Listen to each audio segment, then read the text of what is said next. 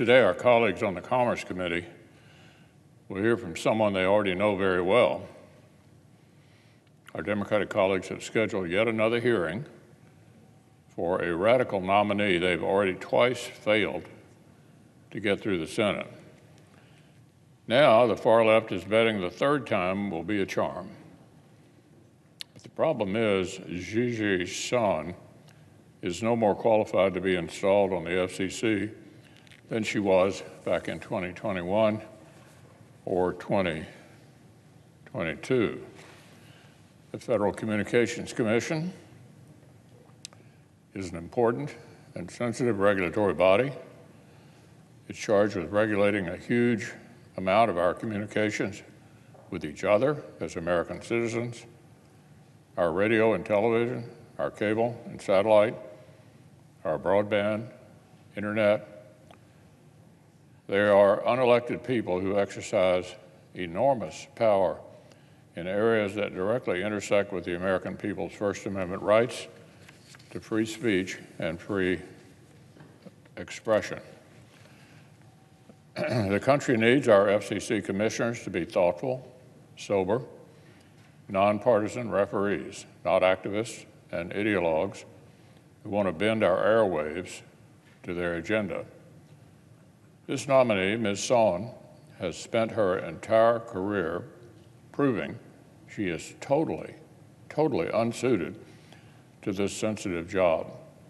She's a hardcore liberal activist who has literally said the FCC should consider revoking the broadcast licenses of news stations that she disagreed with.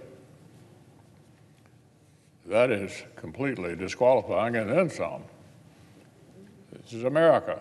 We don't pull journalists and broadcasters off the air because unelected bureaucrats disagree with them. And this only scratches the surface. She has a record of siding with criminals over law enforcement. She has a deep, long-standing ties to a radical organization that opposes law enforcement's lawful access to data and information. An organization connected to, among other people, the leaker, liar, and fugitive, Edward Snowden. Among the strongest supporters of her nomination are groups that have called American cops, quote, agents of white supremacy. The same people who wanted to fund the police, who oppose laws against online sex trafficking, they want this woman in this position of power, and they want it badly. The Fraternal Order of Police wrote our colleagues, Senator Cruz and Senator Cantwell, to explain their putting Gigi Sohn on the FCC would be a disaster for law and order. They said confirming this person would, quote, show a complete disregard for the hardworking men and women of law enforcement. And even unrelated to her radical views, this nominee is also swamped with serious ethical questions.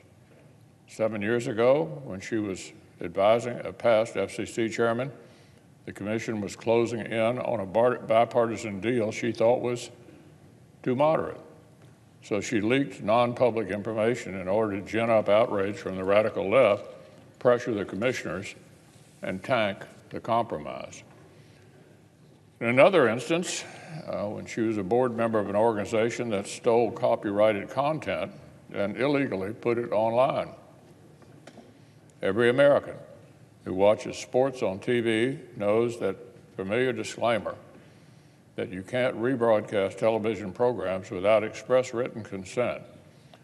Well, this nominee helped run an entire organization whose very mission was violating copyright law in that sort of way. And it gets even worse.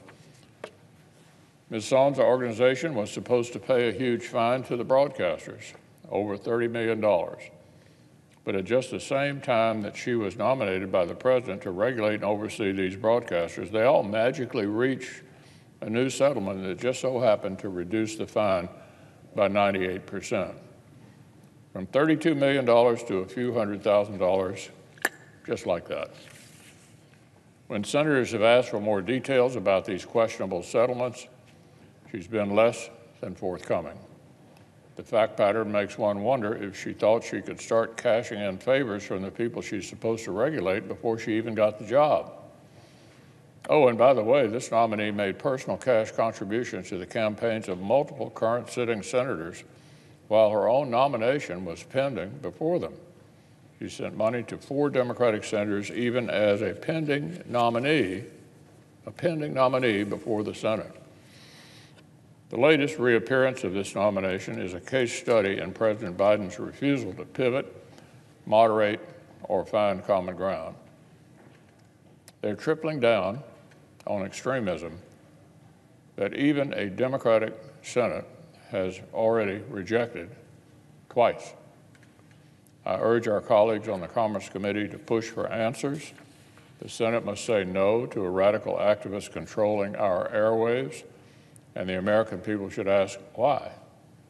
Why the Biden administration is this desperate to control what citizens can see, hear, think, and say.